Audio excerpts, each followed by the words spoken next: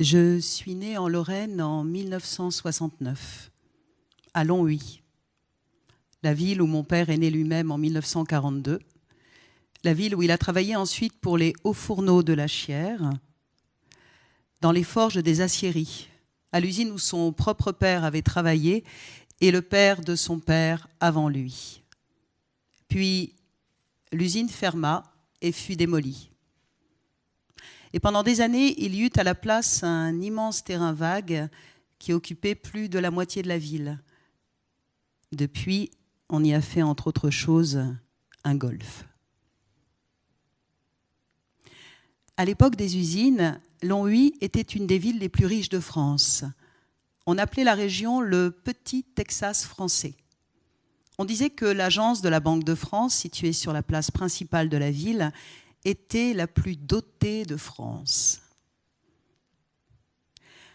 En 1978, on déclara que le site n'était plus rentable et les hauts fourneaux furent éteints les uns après les autres.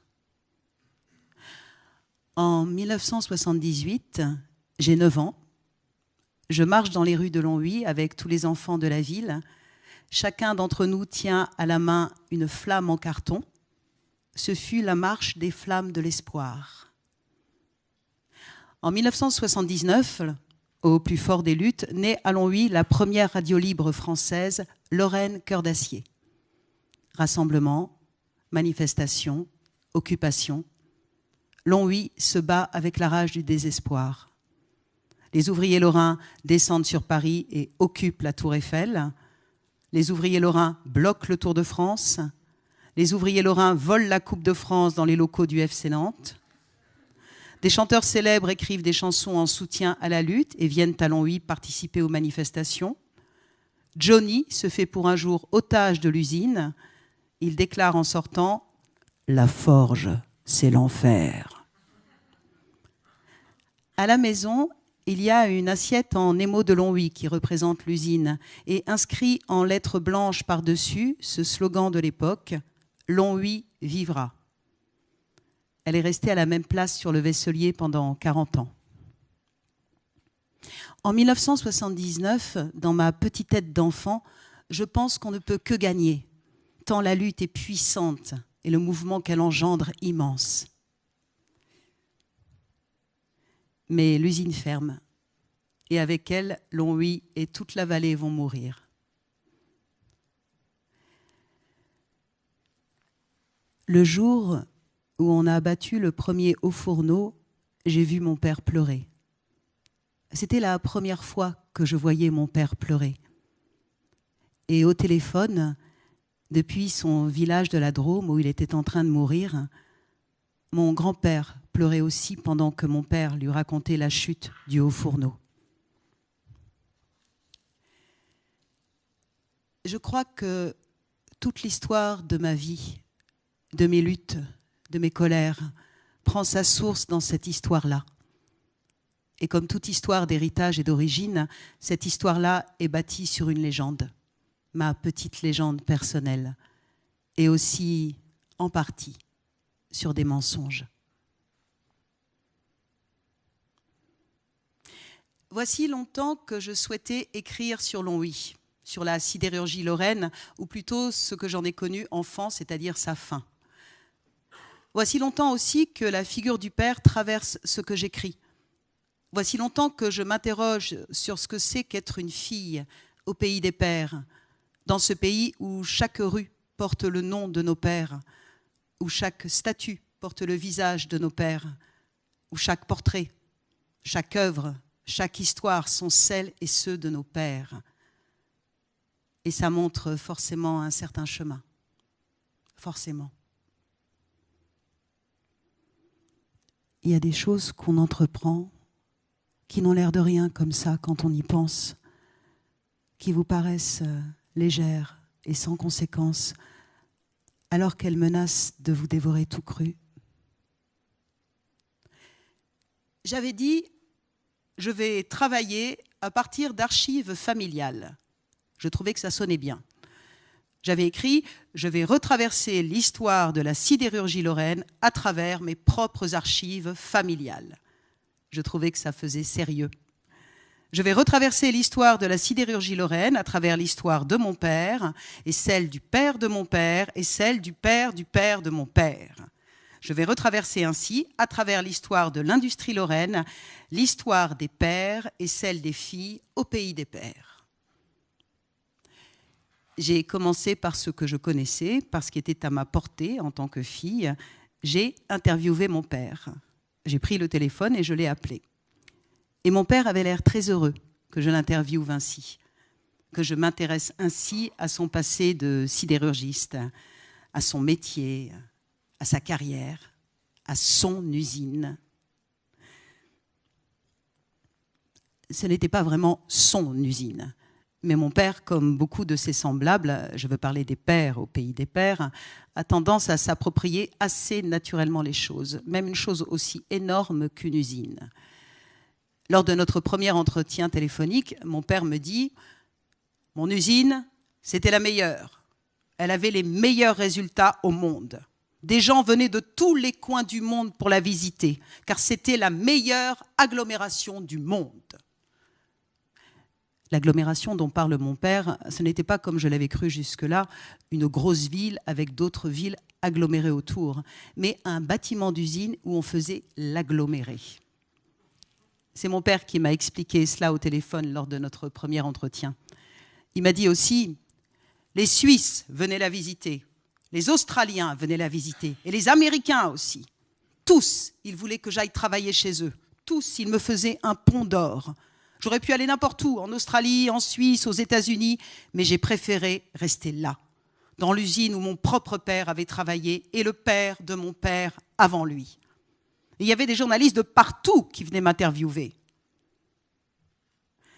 Je lui ai demandé « Tu étais donc le patron de cette usine ?» Il me paraissait bien jeune pour être le patron à l'époque, mais avec un père aussi brillant, tout était possible en même temps, me disais-je. « Non, pas vraiment le patron, a-t-il répondu. Mais c'est moi qui l'a dirigé en quelque sorte. Et c'est moi qui l'avais inventé, enfin en partie. Oui, on peut dire que j'ai largement contribué à créer cette agglomération qui fut un temps la meilleure au monde. » Mon père était quelqu'un de très brillant. Je parle de lui au passé, non que mon père soit mort. Mon père n'est pas mort, non. Mais il est un peu... comment dire? Bref, je me tais parce que sinon on aurait l'impression que je lui manque de respect. Or, on m'a appris qu'il ne faut pas manquer de respect à ses parents, surtout à son père. Manquer de respect à son père, c'est une des fautes les plus graves qui soient, et ce de tout temps et à travers toutes les cultures. La mère passe encore. On peut manquer de respect à la mère. Ça arrive. C'est même encouragé parfois. Mais le père, non. On peut être en conflit, en froid, en détestation, mais on ne peut pas lui manquer de respect. C'est très mal vu. C'est assez questionnant, au fond, parce que s'il y avait au monde et à travers l'histoire autant d'hommes dignes de respect qu'il y a de pères, la société humaine serait une société hautement respectable. Or, il semble qu'il n'en soit rien.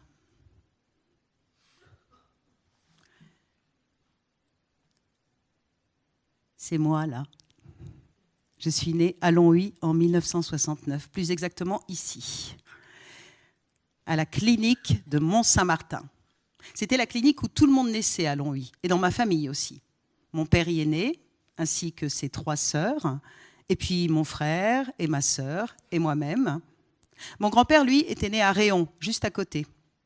À l'époque de sa naissance, il y a plus d'1 siècle aujourd'hui, il n'y avait pas cette clinique à Mont-Saint-Martin. Sans doute qu'à cette époque, les femmes accouchaient encore chez elles, je ne sais pas.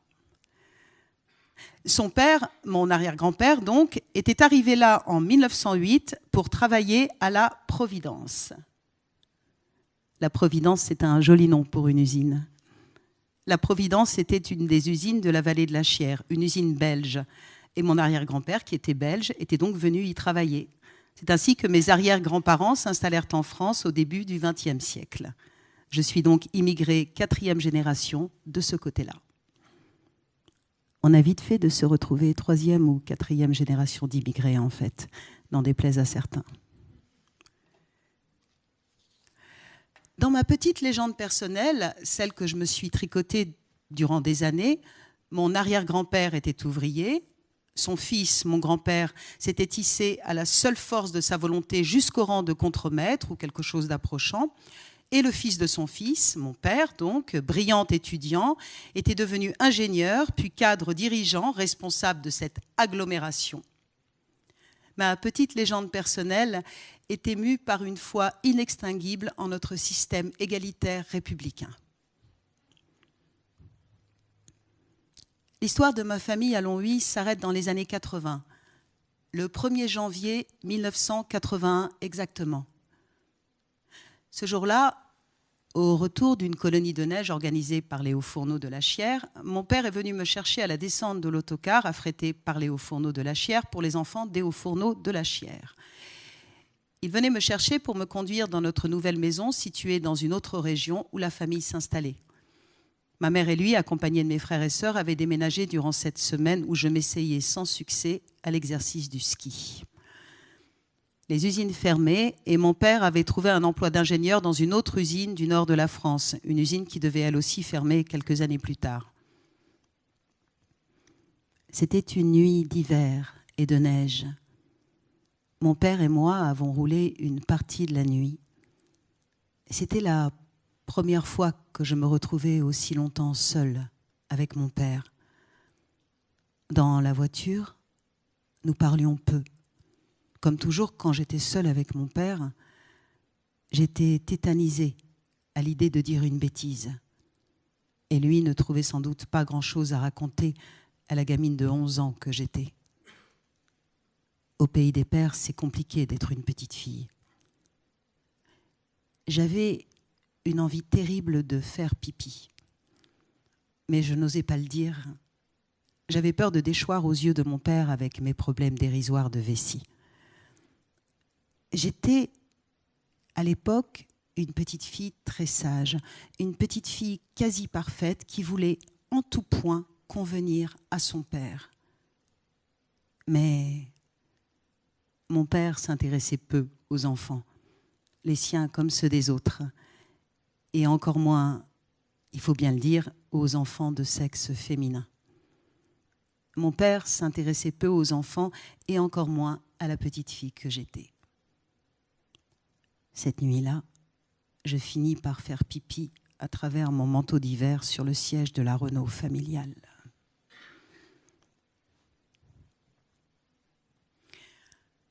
L'usine, c'était une histoire d'hommes. J'étais ainsi au pays des pères. Il existe bien sûr des usines qui sont des histoires de femmes, mais de celles-ci, on parle peu. Les histoires de femmes ne semblent étrangement jamais trouver de place au pays des pères. Longwy, c'était une histoire d'hommes, et ce fut le pays des hommes de ma famille. Les femmes de la famille, elles, ont toujours détesté Longwy. Elles n'avaient rien à y faire qu'à y suivre leur mari. C'était comme ça à l'époque. Les femmes suivaient leur mari dans des pays d'usines, et les usines leur volaient leur mari, leur père, leur fils, à toute heure du jour et de la nuit. Longwy, c'était la ville-usine. Tout y était fait pour et par l'usine. Les grandes maisons pour les ingénieurs, les petites maisons pour les ouvriers et les grands blocs de béton pour les Algériens et les Marocains. Au téléphone, mon père ne dit pas « les ouvriers » quand il parle d'eux. Il dit « les Algériens et les Marocains ». Il y avait aussi beaucoup d'Italiens, de Polonais et de Belges à Longwy qui étaient venus y travailler comme les hommes de ma famille. Mais mon père, au téléphone, ne dit pas « les Italiens, les Polonais » ou « les Belges ». Sans doute ceux-là font-ils partie dans son esprit des ouvriers normaux. Il ne parle pas des femmes non plus d'ailleurs. Il ne parle jamais des femmes, il ne parle que des hommes. Il dit « l'usine, c'était un métier d'homme. Il fallait être honnête et droit. Il y avait un esprit de solidarité et du respect, beaucoup de respect. Oui, c'était un vrai métier d'homme. » Je ne sais pas trop ce qu'il entend par « vrai métier d'homme ». Il y a comme ça des mystères au pays des pères. Il dit « le lendemain de ta naissance, les hommes m'ont flanqué une de ces cuites, mais une cuite. Heureusement que ta mère était restée à la clinique avec toi parce que je ne sais même plus comment je suis rentrée à la maison. » ma mère me raconte que le jour de ma naissance, elle avait exigé qu'il reste à ses côtés dans la salle de travail et qu'elle avait dû terminer d'accoucher toute seule parce qu'il s'était évanoui et que l'équipe soignante était occupée à tenter de le ranimer. Mais ce sont des choses que les pères ne racontent pas. Ce sont des choses qu'on se raconte entre femmes autour de la table de la cuisine en riant doucement et en équeutant les haricots. Ma mère détestait Longwy, mais elle était jeune mariée et se devait de faire bonne figure, ainsi que l'énonçait le manuel de savoir-vivre à l'usage des jeunes mariés qu'elle s'était procuré peu de temps avant son mariage avec ce jeune et brillant ingénieur. Elle y avait appris qu'un des rôles de la jeune mariée est d'entretenir les relations familiales et notamment les relations avec sa belle-famille. Elle écrivait donc consciencieusement chaque semaine une longue lettre à ses beaux-parents. Au pays des pères, les relations familiales, les lettres, l'écriture étaient des affaires de femmes. C'est sans doute pour ça que je me suis autorisée à écrire, parce que ce n'était au pays des pères qu'une affaire de bonnes femmes, sans importance. Au pays des pères, la place des femmes était à la maison, à s'ennuyer en silence, à rire entre copines en équeutant les haricots, à faire briller son intérieur, à attendre le retour du mari, à s'occuper des enfants et à les faire taire quand le mari rentrait fatigué de sa journée de travail. À Longwy, il faisait gris et froid. Régulièrement, le ciel crachait des pluies de chaux blanches, des retombées de cheminées d'usine qui recouvraient tout. Et ma mère s'énervait à cause du linge qui séchait dehors et qu'il allait falloir relaver. Moi, j'aimais l'usine et ses courbes d'acier, ces arabesques de ferraille qui montaient au ciel, ces longues plaintes presque humaines, les fumées colorées qu'elle laissait échapper parfois. J'aimais ce monstre bienveillant, cette matrice géante comme un énorme utérus qui nous contenait tous. J'aimais la maison que l'usine mère nous avait octroyée, car l'usine logeait tous ceux qui travaillaient pour elle, autant dire la majeure partie des habitants de Longwy. J'aimais le bois derrière le jardin. J'aimais m'y perdre. J'ai joué des histoires de fées magiciennes. Dans ma forêt magique, les fées régnaient sur les peuples des bois, protégeaient les animaux et les plantes et combattaient les chasseurs. Lui, c'est Alfred, mon arrière-grand-père. J'ai retrouvé par hasard un autre portrait de lui au printemps dernier, lorsque je suis retournée pour la 3e et dernière fois à Longwy. À la bibliothèque de Longwy, il y a un maigre rayon sur l'histoire de la ville. Et en feuilletant un livre consacré à l'usine de la Providence, je suis tombée sur le nom de mon arrière-grand-père, en dessous d'une photo de groupe réunissant les cadres de direction de l'usine en 1930. Et j'ai reconnu, au milieu du groupe, la tête ronde et la moustache du petit bonhomme en chasseur accroché depuis des années au mur de la maison de mon père. C'est ainsi qu'une de mes dernières petites légendes personnelles s'est brisée. Que j'ai appris qu'il n'y avait pas eu d'ascension sociale sur 3 générations dans ma famille, que je n'étais pas issue d'un lointain milieu ouvrier qui se serait élevé à force d'intelligence et de mérite au-dessus de sa condition, que, au contraire, ma famille paternelle était restée depuis un siècle une famille de petits bourgeois belges qui aimaient la chasse, la boisson et la rigolade. J'avais fait cette découverte juste avant de reprendre la route après cette ultime visite à ma ville natale. Je m'étais arrêtée à la bibliothèque qui est située à la sortie de la ville en direction de l'autoroute. C'est reposant, les bibliothèques, surtout quand on a passé des heures à marcher dans une ville. Je m'étais décidée à faire ce dernier voyage à Longwy, me disant qu'il était temps d'aller au bout de cette histoire, boucler la boucle, retourner au pays des pères, confronter mes petites légendes personnelles à la réalité d'aujourd'hui. « Tu es assez grande maintenant, me disais-je.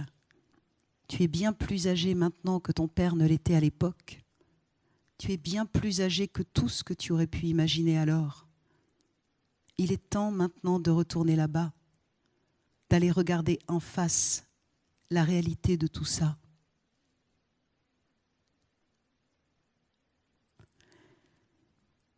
Il ne faudrait jamais retourner. Il faudrait être assez forte pour ne jamais avoir à retourner. Il faudrait avancer droit devant, sans un regard vers le pays des pères. Il faudrait être assez forte pour accepter que de ce pays, rien ne nous soit légué. Chasser tout regret, repousser toute nostalgie, en la considérant pour ce qu'elle est, une sale maladie de l'âme. Se sentir infiniment libre et joyeuse que de ce pays des pères, rien ne nous soit légué et qu'il ne nous soit plus rien.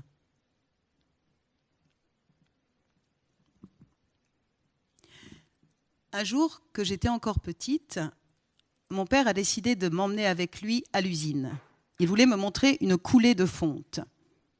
Il avait comme ça, rarement, des accès qui me faisaient me sentir soudainement existante.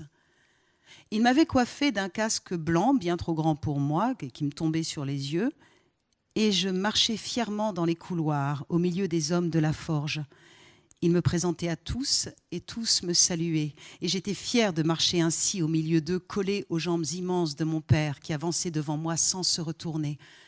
Mon père était le dieu Vulcain en personne, le maître des forges et du feu, et j'étais sa fille.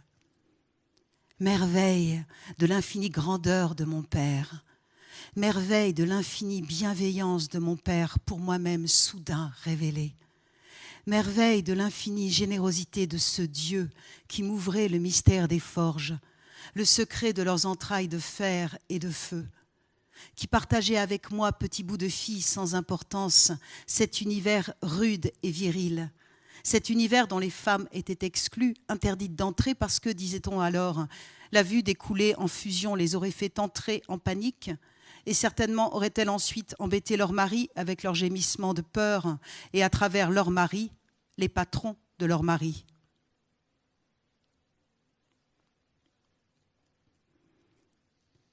Je ne suis retournée à Longwy qu'à 3 reprises depuis la nuit de neige de l'hiver 81, où mon père m'emmena en voiture loin de là.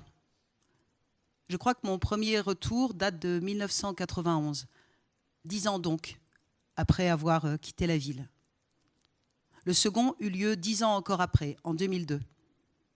C'est du moins l'année qu'indiquent les photographies que j'ai prises alors. Je n'ai quant à moi qu'un souvenir très vague de ces 2 premiers retours à Longwy et aucun souvenir des périodes de ma vie dans lesquels se sont inscrits ces voyages. Rien ne semble pouvoir relier Longwy au cours de ma vie d'adulte. Ces retours furent une sorte de temps suspendu, un temps étrangement entre parenthèses, hors réalité.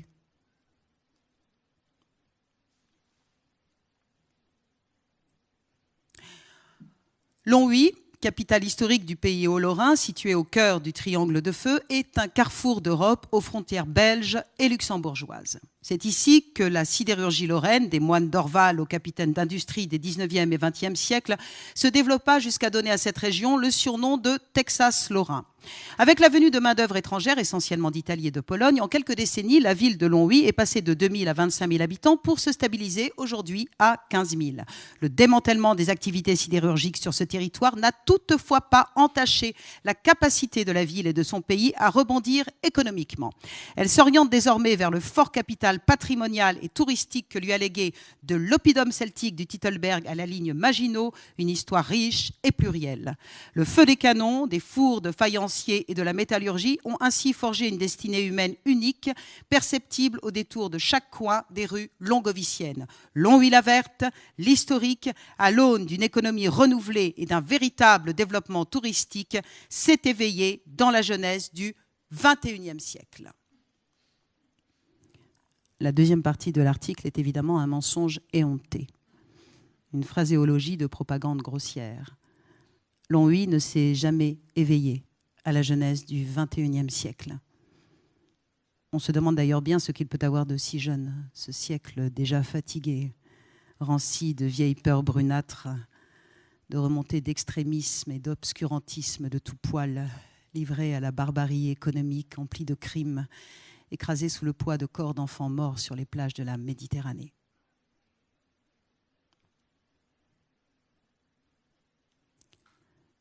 Je suis revenue à Longwy quelquefois comme des pèlerinages, des retours aux sources.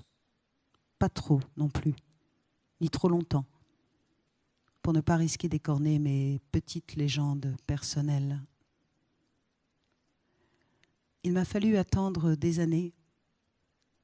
Il m'a fallu attendre cet ultime retour près de 40 ans après.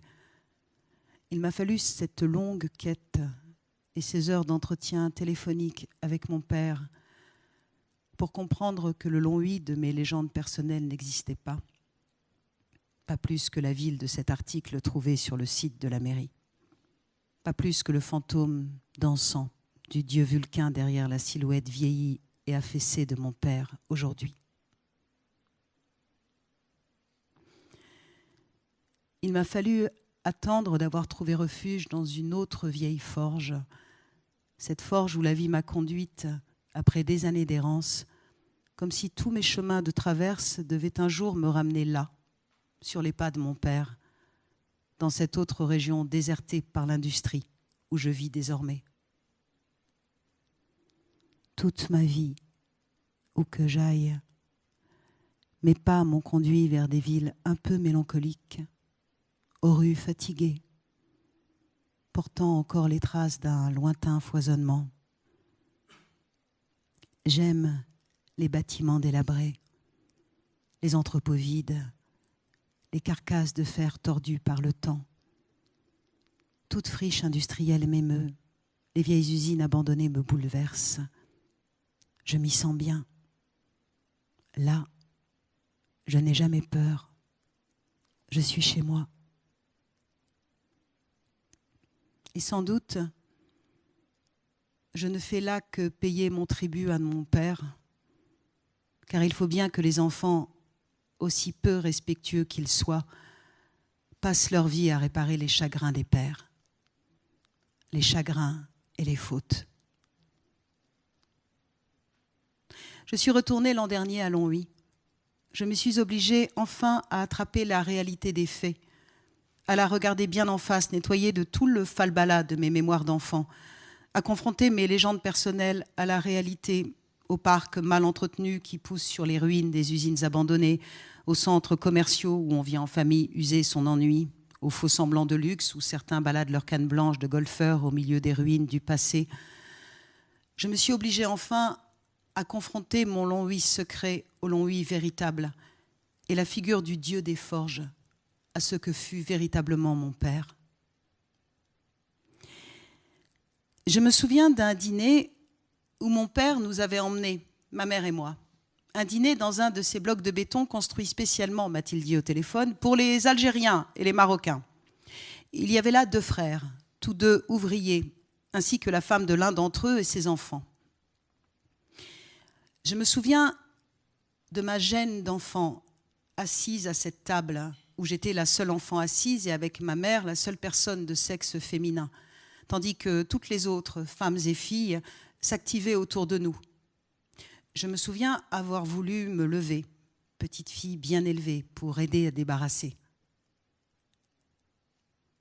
Le regard de mon père, qui alors me fige sur ma chaise, ce regard trop bien connu qui me glace. Et donc, je ne bouge pas. Je ne bouge pas.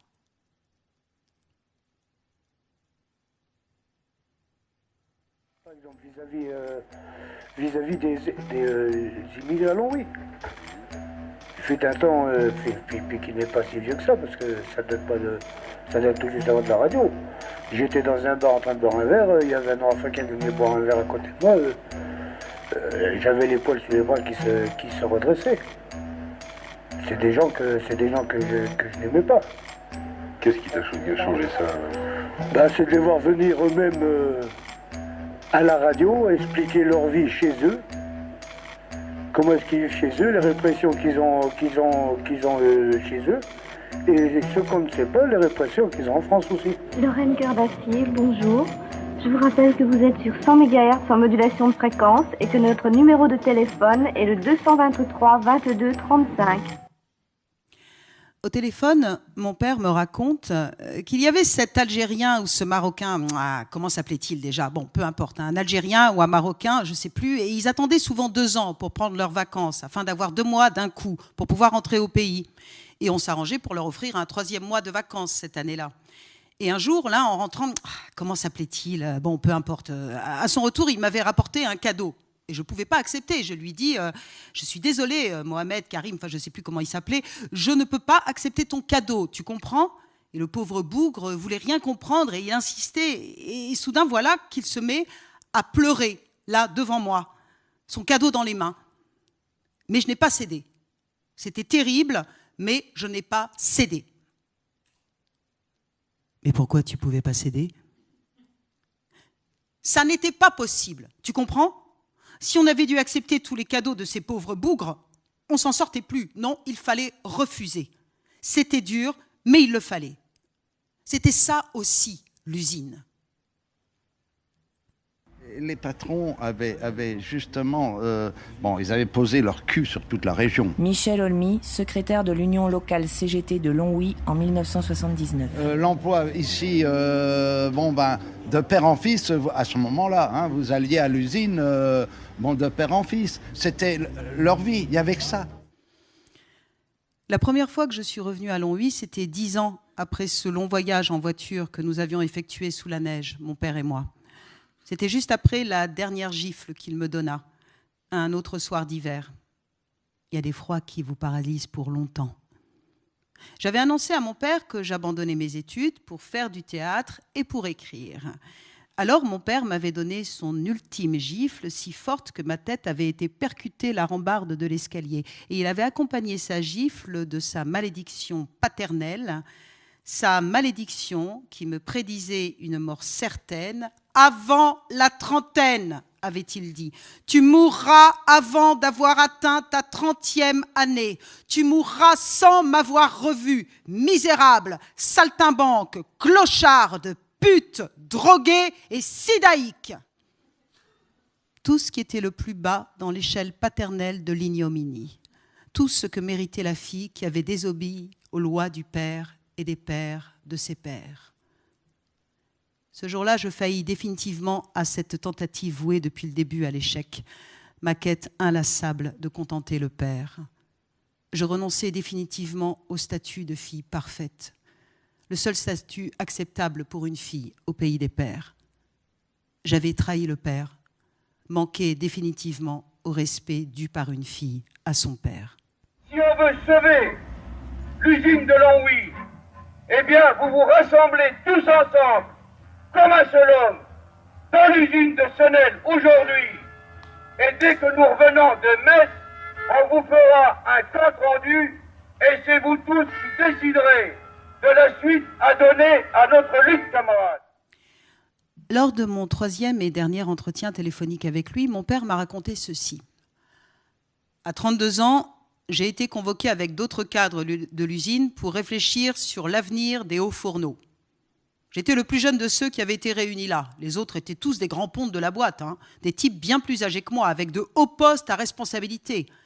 Mais la direction avait jugé que j'étais capable, et donc me voilà en train de participer à toutes ces discussions, et j'étais pas peu fier d'être là. Et il y avait de quoi, je t'assure.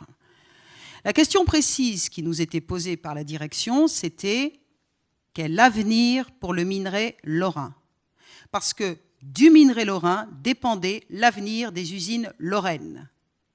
Or, le minerai lorrain était de mauvaise qualité. Celui qui commençait à arriver de l'étranger était bien plus pur pour un coût bien moindre.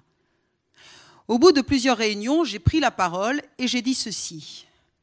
Messieurs, il est évident que d'ici 30 ans, nous aurons fermé la dernière mine lorraine, car tout ce qui est à peu près bon dans le minerai lorrain sera épuisé. Et Dieu sait déjà combien il est mauvais, limité ce minerai lorrain, en comparaison de celui qui arrive du Brésil ou d'Australie. Et combien désormais elle nous coûte cher, la minette.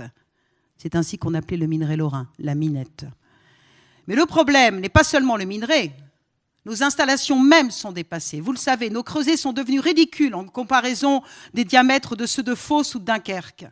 Messieurs, disons-le tout net et osons regarder la réalité en face. La sidérurgie lorraine a fait son temps. Il ne servira à rien de s'obstiner à tenir quelques années de plus alors même que l'issue est connue et que nous sommes déjà plus dans la course. Mieux vaut en finir tout de suite et éviter des pertes inutiles d'argent et d'efforts.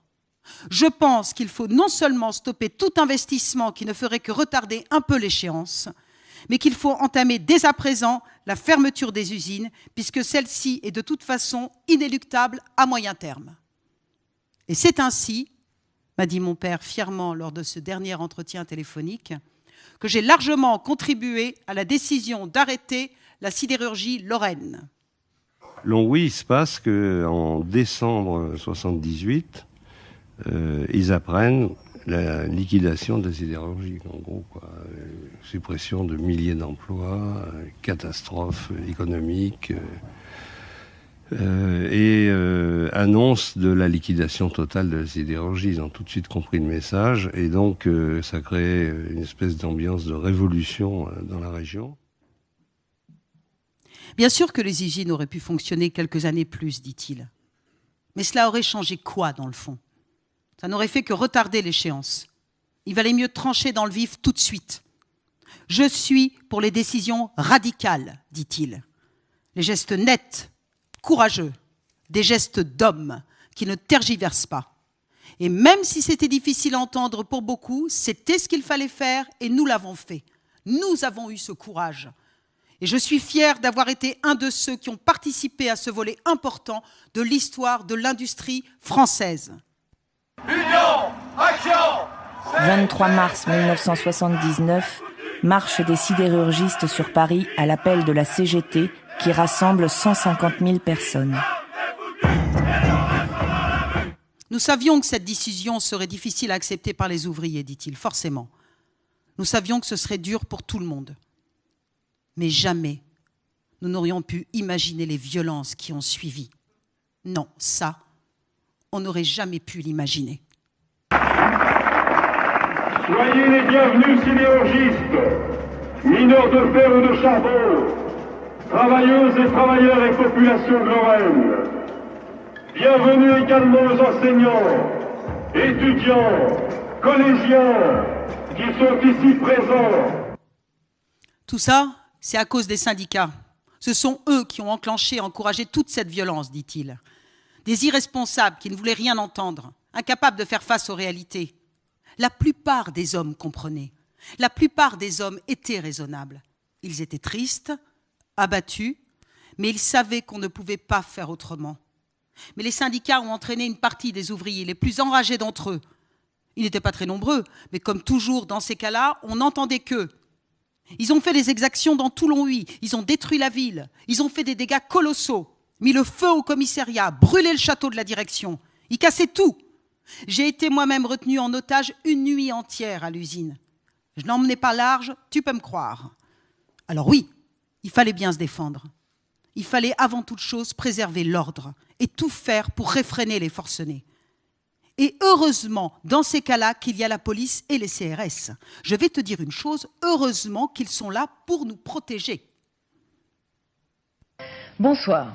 Jugés en flagrant délit, les 5 manifestants arrêtés hier soir à Longwy ont été remis en liberté mais sous contrôle judiciaire par le tribunal de grande instance de Briey. Le tribunal a décidé de reporter l'affaire devant le tribunal correctionnel mercredi prochain.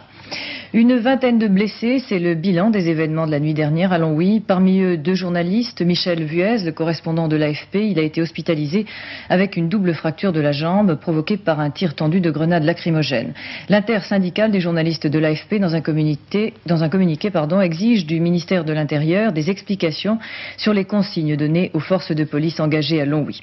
La réaction du maire communiste de Longwy, les travailleurs sont en état de légitime défense, ils se battent pour leur vie et la survie du bassin.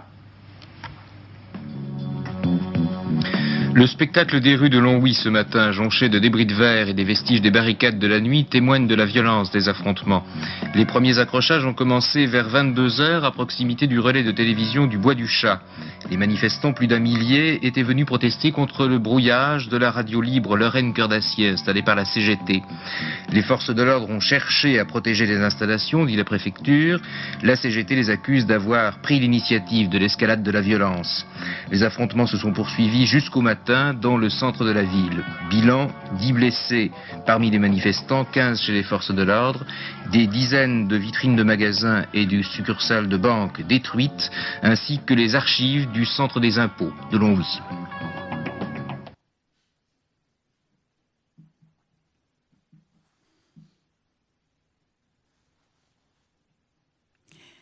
Aujourd'hui, Longwy survit grâce au Luxembourg.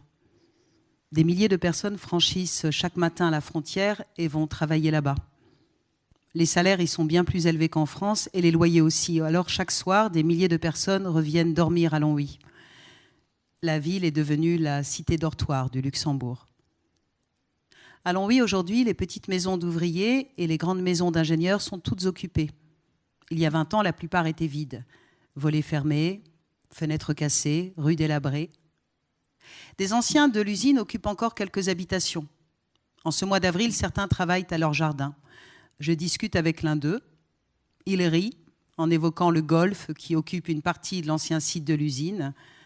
Il dit « Si on nous avait raconté ça à l'époque, ça nous aurait bien fait rigoler. Hein. Ça, c'est sûr. Personne n'aurait pu imaginer une chose pareille. Un golf à la place de l'usine. » Il parle de la racaille qui occupe les cités en contrebas et des gens du voyage qui font du camping, comme il dit, sur les terrains vagues, là-bas, tout au bout. Nous, on nous pourrait la vie pour rien, et eux, hein, tout gratuit. L'eau, l'électricité, c'est pas méchant ce que je dis, c'est un constat de la société. Il n'y a plus de lien maintenant, c'est chacun pour sa pomme ici. L'individualisme, le communautarisme. Il y a 2 mosquées ici maintenant. Avant, il y avait que des clochers. J'avance dans l'âge, eh bien je vous le dis, jamais j'aurais pu imaginer voir ça un jour. Mon arrière-grand-père était italien. Il était venu d'Italie pour travailler ici. Il a été tué à l'usine en 1924. On l'a mis à l'hôpital ensuite. On a écrit dans les papiers qu'il était mort. Mais c'est à l'usine qu'il a été tué. Mon arrière-grand-père, quand il est venu en France, c'était pour travailler, pas pour toucher des subsides ou demander des aides. Non, il était venu pour travailler. Et tous, on était comme ça. Tous à l'époque. Le long de la Chière, dans les années 60, il y avait des bidonvilles. C'était surtout des Italiens qui vivaient là. Eh bien, tous travaillaient à l'usine. Tous. Alors quand je vois ces gens-là à la mairie de Longwy, et les enfants de ces gens-là avec leurs dents là, tellement longues que ça raye le plancher, tellement fiers à vous regarder de haut, j'ai envie de leur dire « Eh oh, tu te prends pour qui ?» Non, vraiment. Il y a quelque chose dans tout ça qui n'est pas juste. Et avant de retourner à son potager, il ajoute « Longwy, c'est plus rien, Longwy. La seule espérance que les gens ont ici, c'est de décrocher quelque chose de l'autre côté de la frontière, avec le salaire qui va avec et tous les avantages. Les lunettes, les dents, tout gratuit. Ici, il n'y a plus rien. On n'est plus rien. Je marche. Je marche pendant des heures dans cette ville qui ne m'est plus rien, mais dont les rues composent depuis toujours les paysages de mes rêves. Je n'en finis pas de tomber sur des endroits étrangement familiers dont je découvre avec stupéfaction qu'ils appartiennent à la réalité de cette ville, alors même que je les croyais purement imaginaires.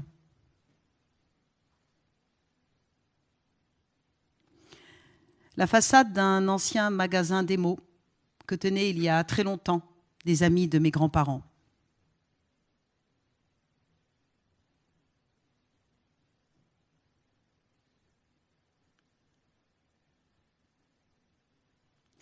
Des amis juifs qui réussirent à échapper à la déportation en partant se réfugier dans un village de la Drôme. Ce village, dans le cimetière duquel mes grands-parents sont maintenant enterrés. Ce village où mon père finit sa vie, telle une ombre vacillante, où c'est ma mère désormais que j'appelle, car avec lui on ne peut plus parler. Mais elle-même a tant oublié, dit-elle. « Oh, tu te souviens mieux que moi, dit-elle. » Le crassier qui surplombait la ville a rapetissé au fil des années pour finir par disparaître entièrement, vendu mètre par mètre à une entreprise allemande qui l'a retransformé en asphalte. Asphalte qui nous ont vendu ensuite pour qu'on en fasse nos propres routes, m'a raconté le patron du café de la place de Longhuillot, mi-rigolard, mi-amer.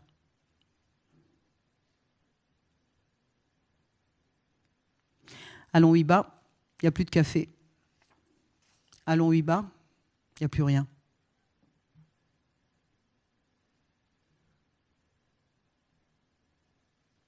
Le palace où les familles se retrouvaient chaque année pour l'arbre de Noël des usines est à l'abandon depuis plus de 30 ans. Le bassin du parc des Récollets est de nouveau rempli, mais là où auparavant nageaient 2 cygnes blancs, il n'y a ce jour-là qu'un gros poisson mort flottant à la surface de l'eau sale. Des détritus jonchent les carrés de pelouse mal entretenus.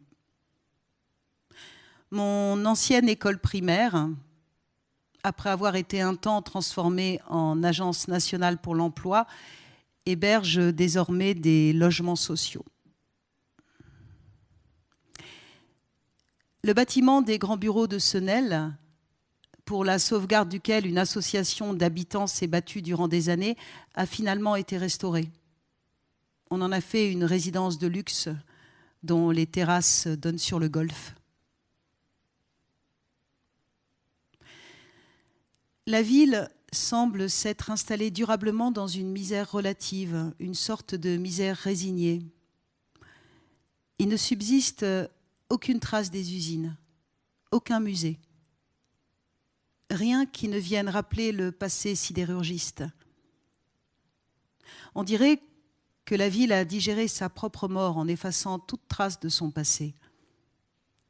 Les syndicalistes disent que ce sont les patrons qui ont souhaité que tout soit démoli au plus vite afin que rien ne puisse rappeler ou raviver la révolte. Les patrons, eux, disent que ce sont les ouvriers qui ont tout détruit par rage, par colère, pour faire du passé table rase. Du belvédère, d'où mon grand-père et mon père photographiaient les lumières de l'usine la nuit, on ne voit plus que les entrepôts commerciaux des concessionnaires de voitures.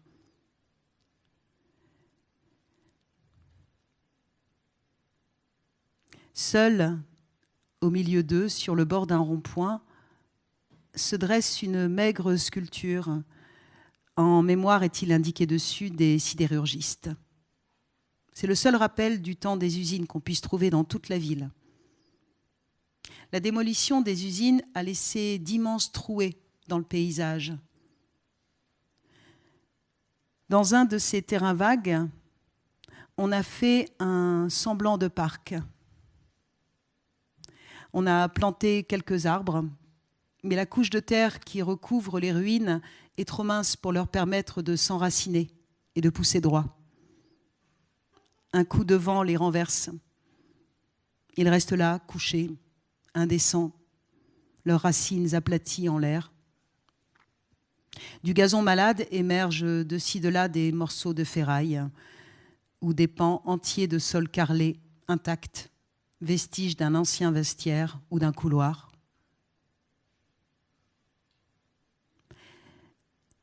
Je me perds dans les rues. Je marche comme dans un rêve.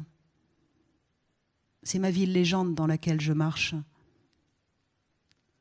Je marche dans mes paysages intimes. Et cette ville-là que je parcours en tous sens n'est plus qu'un fantôme de ville figé dans le temps suspendu de ma mémoire. Et puis, au détour d'un virage, je me retrouve soudain face à la maison de mon enfance. Je n'ai pas reconnu la rue tout de suite, car en face, là où se dressait l'usine, il n'y a plus qu'un grand vide derrière un grillage. Un très vieil homme m'ouvre la porte. Je lui dis que j'ai vécu là, enfant. Il me dit se souvenir vaguement du nom de mon père. Le vieil homme n'a plus de mémoire. Par bribes, ça lui revient. Il me dit qu'il est belge. Il raconte qu'il est resté là longtemps, après les autres, qu'il a été chargé de revendre l'usine par morceaux. Et que c'était bien que tout ça serve encore à quelque chose. J'en ai rencontré du monde, dit-il. Surtout des Chinois. Qu'est-ce qu'ils étaient gentils et corrects, ces gens-là. C'est moi qui étais chargée de leur revendre le train à fil, du fil de 5 à 10 mm qu'on faisait. C'était un sacré boulot. Les manifestations, j'aimais pas beaucoup ça. J'y étais qu'à une seule. Je suis restée en arrière pour pas me faire remarquer. Nous, les agents de maîtrise, on n'y allait pas. C'était mal vu par les patrons. De toute façon, j'étais même pas en colère. J'étais déçue. On s'y attendait. On savait que c'était des vieilles installations plus assez productives. Et puis à l'époque, il y avait tant de boîtes qui fermaient. N'empêche, ça faisait dur. Il y a des jours à la maison, quand je rentrais, personne n'osait me causer. Tout ça, ça fait dur. Je demande à voir le jardin. Il me paraît minuscule. Tout me semble soudain si minuscule. Un jeune homme apparaît dans les escaliers. Il me dévisage d'un air méfiant. Je lui explique que j'ai vécu là, il y a longtemps. Il y a près de 40 ans, je dis en riant un peu, je ne sais pas pourquoi. Lui ne rit pas. Le vieux monsieur me le présente. C'est mon neveu. Non, je suis ton petit-fils, répond sèchement le jeune homme. Mon petit-fils ? Le vieil homme a l'air perdu. Je m'empresse de dire au revoir. Au revoir, monsieur. Merci beaucoup pour votre accueil. Le vieil homme cherche à me retenir. Il veut parler encore et encore. Des Chinois si corrects et du train à fil. Je bredouille quelques mots d'excuses et je me sauve dans la rue. Je remonte dans ma voiture. Je démarre en trombe comme une voleuse. Je me dirige vers l'autoroute. Je m'arrête à la bibliothèque. Je reprends mon calme. Et puis je reprends la longue route pour rentrer chez moi.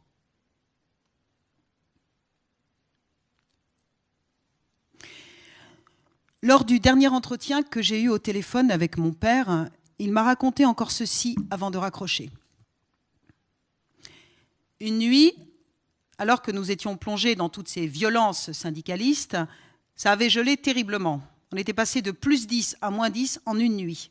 C'était la nuit du 31 décembre 1979, la nuit de la Saint-Sylvestre. Nous étions en train de réveillonner à la maison avec quelques amis et j'ai reçu un appel de l'usine. Toutes les canalisations avaient gelé et beaucoup avaient cédé. Peu de gens avaient le téléphone à l'époque. Enfin, les ouvriers, eux, ne l'avaient pas. Je suis donc sortie en pleine nuit, j'ai pris ma voiture et j'ai fait le tour des quartiers pour réquisitionner les hommes, pour qu'ils se rendent en urgence à l'usine réparer les dégâts. Je sonnais chez les hommes, la plupart dormaient, je devais insister longtemps pour les réveiller, et je leur demandais de se rendre à l'usine de toute urgence. Et alors que je sonne à une porte, je me retrouve nez à nez avec une bonne femme, là, la femme d'un ouvrier, et elle sort de chez elle, et en pleine rue, là, devant tous les hommes rassemblés, et aussi les femmes et les enfants qui étaient aussi réveillés, du coup, elle commence à m'insulter, à crier comme ça, en pleine rue. « C'est vous qui fermez l'usine, espèce de pourri ! Et vous osez encore venir jusqu'ici demander de l'aide aux hommes ? À ces hommes que vous jetez à la rue comme des chiens après des années de travail ? Devant toute leur famille qui ne savent pas de quoi elles vont pouvoir vivre demain ? Vous osez encore venir les réquisitionner aujourd'hui ? Vous n'avez donc aucune honte ? » Toute la rue était sortie et tout le monde assistait à ça. Personne ne disait rien. Et moi, j'étais là, seule, au milieu de la rue, avec tous ces gens qui me regardaient. J'ai passé un sacré sale quart d'heure, tu peux me croire. Mais son mari, l'ouvrier que j'étais venue chercher, eh bien, il est quand même venu avec moi. Il est quand même venu aider à réparer. Tu vois, c'était ça, l'usine.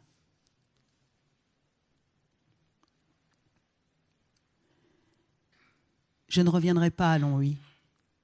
Il n'y a plus rien pour moi ici. Plus rien de moi au pays de mon père. Il y a 3 ans, je me suis installée dans une autre ville au passé industriel, une ville du centre de la France. J'y ai été nommée, comme on dit, à la direction d'un théâtre. Ce n'est qu'après avoir posé ma candidature que j'ai appris que ce théâtre était une ancienne forge. C'est là que je vis désormais. Je pense à cette femme sur le perron de sa maison, dressée face à mon père, ce tout premier matin de l'année 1979, à Longwy. Parfois, le choix de l'irrespect est une question de survie.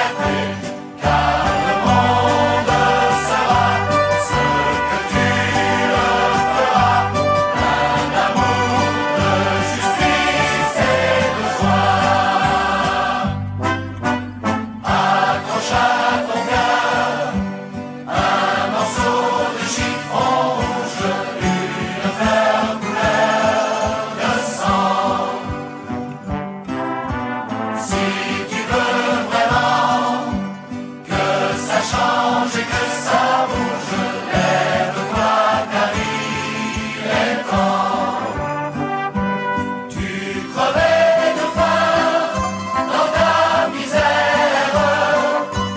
Tu vendais tes bras pour un morceau de pain. Mais ne crains plus rien, le jour se lève et il fera bon vivre demain. Compagnon de colère, compagnon de combat, toi que l'on faisait taire, toi qui ne comptais pas, tu vas pouvoir enfin le porter, le chiffon rouge de la liberté, car le monde sera ce que tu le feras, plein d'amour, de justice et de joie.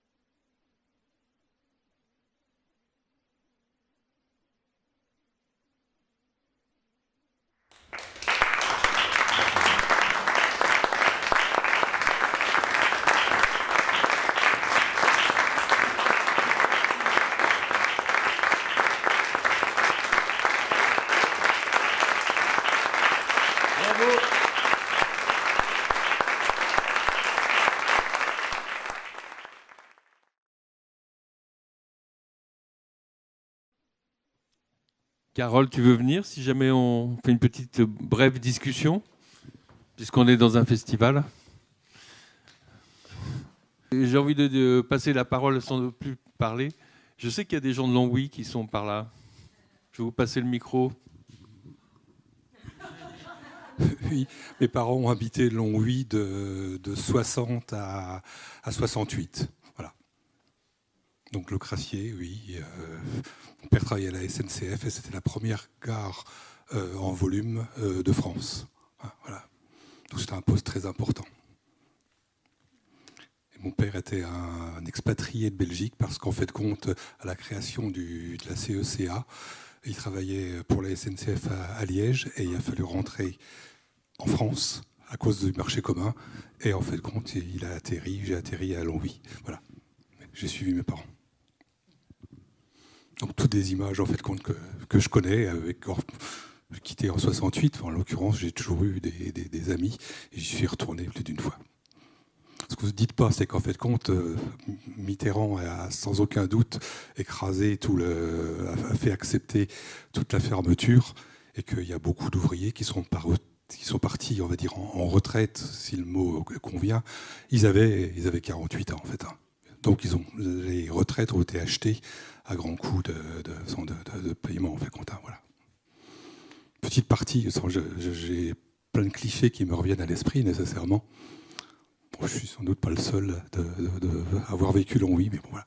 Donc, à cet âge-là, je peux avoir que des bons souvenirs. Oui, je suis né en 50, donc c'était entre 12 ans et 18 ans. Voilà. Et vous n'êtes pas le seul.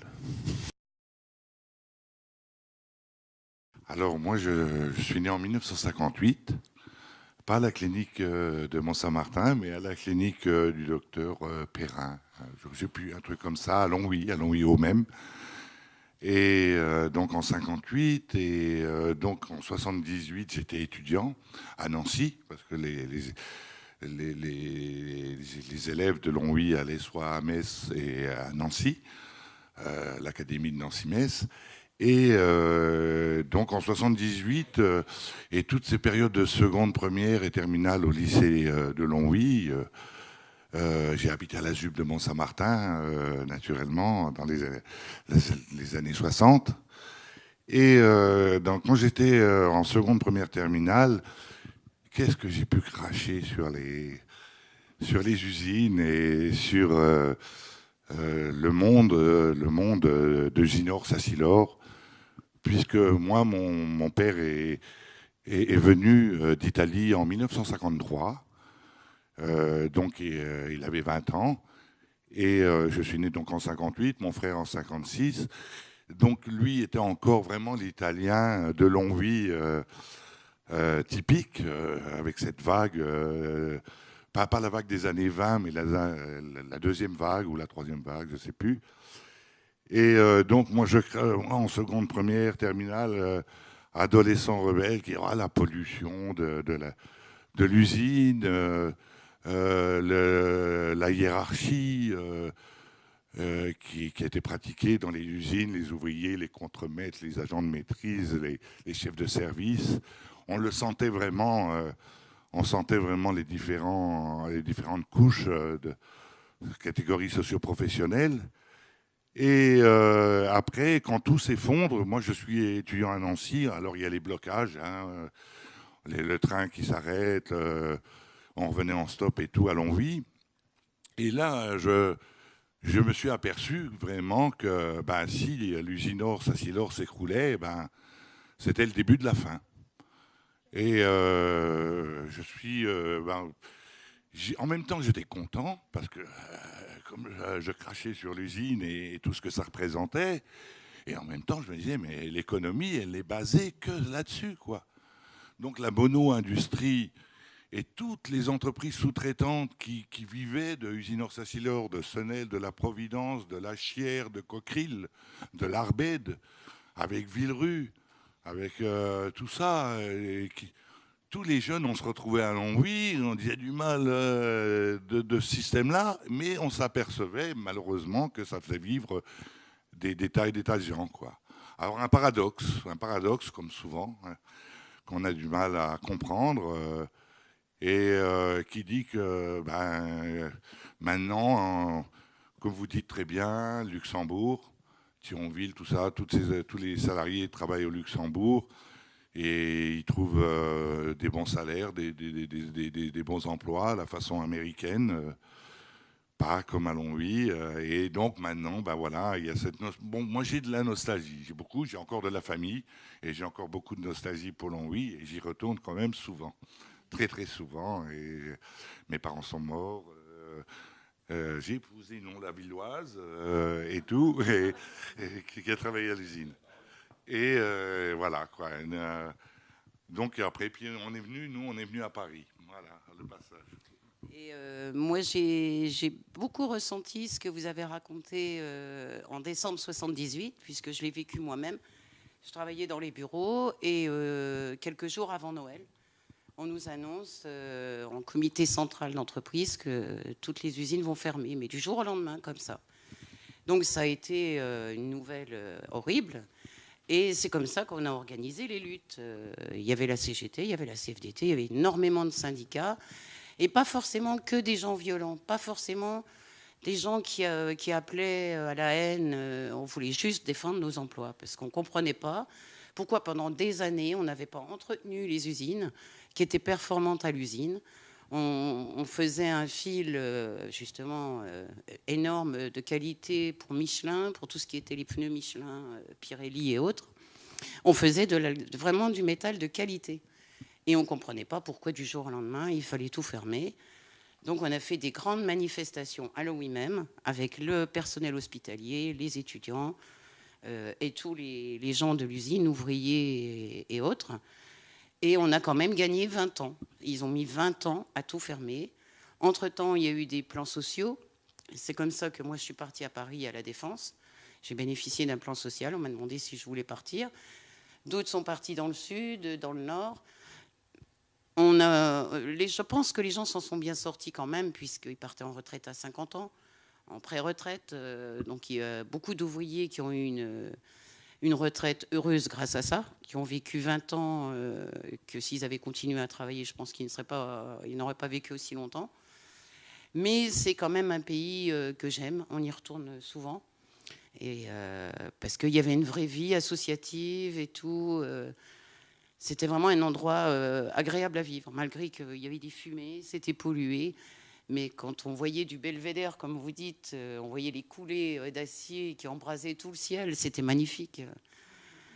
Donc voilà, moi j'ai des très bons souvenirs de Longwy.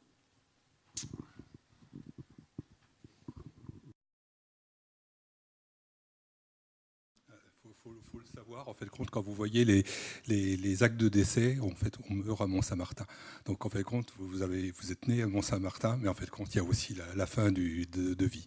Et puis, je voudrais avoir un autre cliché qui me vient à l'esprit, c'est que toutes les usines travaillaient 24 heures sur 24, et qu'il y avait des flots de bus de la compagnie Mousset, ça me revient à l'esprit, qui traversaient la ville et ils suivaient les uns derrière les autres. Et en fait, la vie était rythmée par ce flux de bus qui allait relativement loin, qui devait récupérer des ouvriers, je dirais, à 25 km à la ronde, et qui allait même au Luxembourg, en Belgique. Le flux était dans l'autre sens à l'époque. Oui, on m'entend. Moi, je suis née en 1990, donc je n'ai pas vécu à Longwy, mais je suis petite fille d'une famille dunkerquoise, et donc d'Usinor. Mon grand-père, la légende familiale veut que mon grand-père ait escaladé les échelons, mais je me pencherai du coup plus en avant sur la question. C'est marrant parce que je suis venue ce soir suite à votre intervention au Festival d'Avignon, donc rien à voir avec le sujet de ce soir. Et ça fait beaucoup écho à l'histoire de ma famille, issue de Belgique également.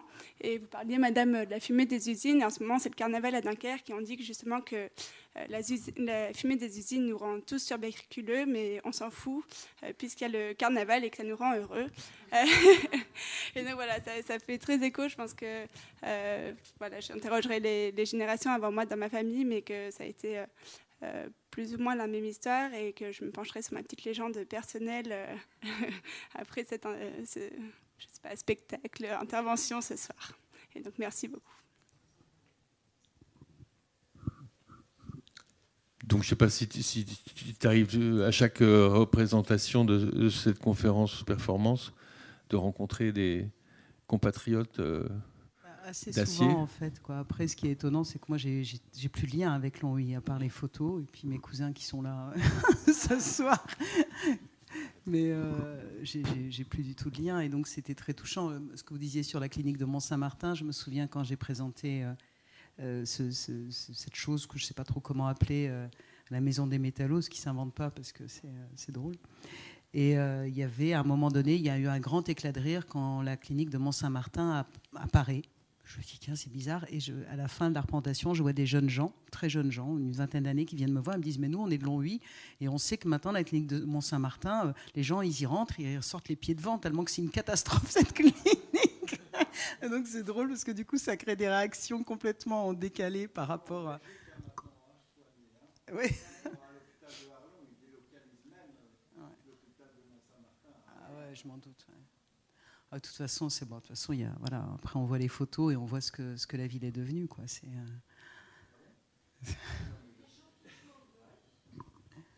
Oui. Le golf fonctionne bien. Oui, avec notamment les gens de Thionville. Il y a beaucoup de gens qui vivent qui travaillent à Thionville et qui vivent à Longwy, quoi. Donc, il y a aussi des endroits.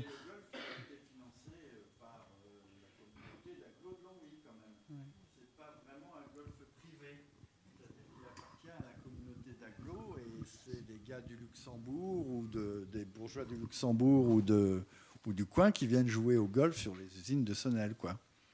Et il y a eu des grosses embrouilles, enfin bref, à cause de ça, entre le gars qui est le président de la communauté d'Aglo, j'espère qu'il n'est pas là, il s'est corrompu pour se faire élire, quoi. Il s'est corrompu pour se faire élire. Mais par contre, ce qui est assez étonnant dans votre témoignage, c'est le côté des femmes. Quand même, c'est-à-dire qu'effectivement, moi, mes grands-parents étaient de Longwy, ils ont tous les deux travaillé à Usinor, et effectivement, les femmes, c'était rien. Il y avait l'usine, il y avait les hommes, et puis moi, j'avais une grand-mère qui racontait, ma mère qui racontait que les femmes, elles allaient en haut de la côte des demoiselles pour aller récupérer les gars quand ils recevaient leur paye, parce qu'à l'époque, ils étaient payés en liquide. Non, ils allaient dans les cafés. Il y en avait dans la rue de Longwy-Bas, quoi. Je ne sais plus, la rue à Herserange, à la sortie de Sennel, il y avait 16 cafés à la suite, quoi. Donc les dames, elles allaient là.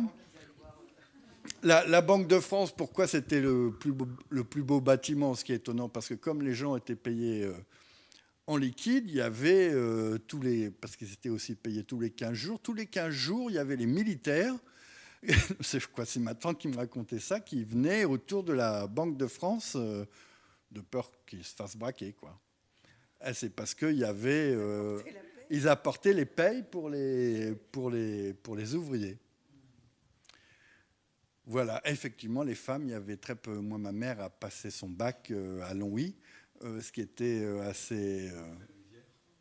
à Fresnes-Mézières, ouais, ce qui était assez exceptionnel à cette époque pour une dame qui allait, en gros, faire l'école des ménagères, quoi. Donc rien que ce témoignage pour la condition de la femme dans ces pays ultra masculins, chapeau, merci. Très bien. Je vous propose, pour ceux qui le souhaitent, de continuer à converser avec Carole à la librairie, où elle va se rendre sous peu. Vous assistez en ce moment à son départ pour la librairie. Et merci d'être venu ce soir.